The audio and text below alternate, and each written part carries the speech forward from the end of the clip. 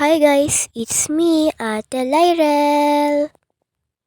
Hi guys, nakasakay na nga pala ako dito sa motor. Dahil nga papasok na ako sa school, hindi ulit namin kasama si mama kasi nagtatrabaho siya. Ang trabaho kasi niya ay yung sa laptop.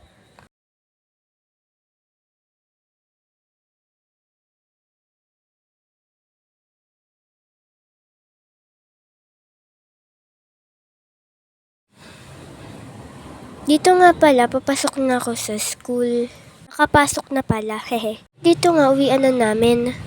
Yung nasa likod na lalaki, kaklase namin yan. Di ko nga namalayan na nakasilip pala siya. At ngayon, tatlo na kami. Mga kaibigan ko rin yung mga yan. At very supportive sila sa pagbablog ko. At hanggang gate lang ulit kami. Dito nga naglalakad na ako papunta sa service ko. Kasama ko nga pala yung service ko dito. Sasakay na nga pala ako sa service kong e-bike. Syempre naman, alangan namang maglakad ako. Yan na nga nakasakay na. Ang gulo nga ng buhok ko dyan kasi hinahangin. Sobrang lakas kasi ba naman ng hangin.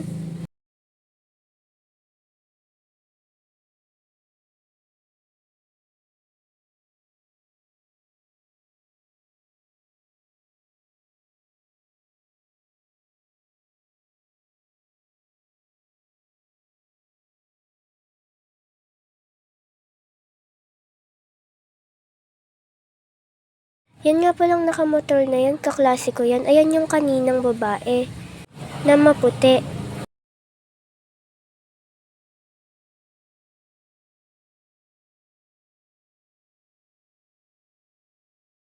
Nakapasok na nga kami sa aming subdivision.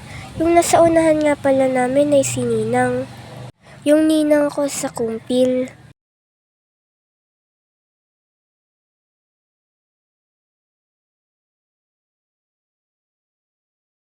Nandito na nga ako sa bahay pero pagdating ko, sarado ang bahay, wala sila mama at papa.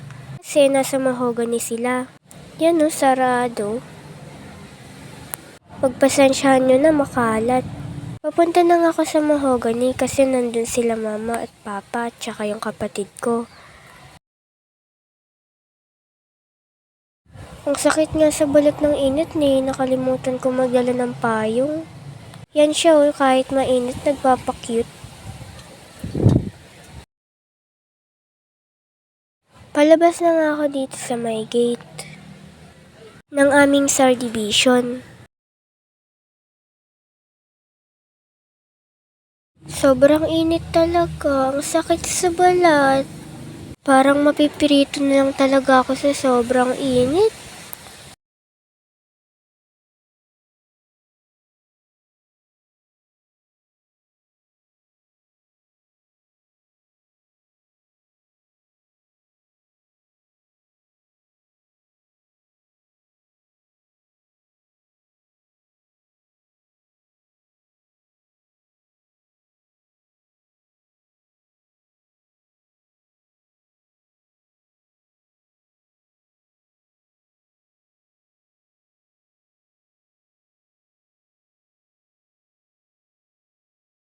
Malapit na nga ako dito. Nandito na ako sa gate ng Stonewall Mahogany. Malapit lang naman yung bahay dito Yan lapit lang. At nandito na ako sa loob ng bahay. Yan nga, umakit lang ako sa taas para magpalit ng damit.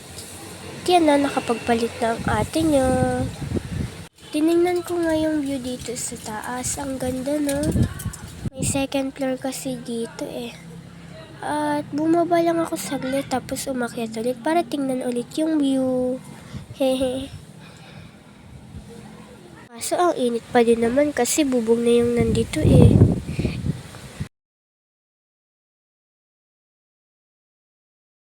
At dito nga, pababa na ako. Ay, bumababa pala. Lumabas nga lang ako saglit para magpahangin sa lilom.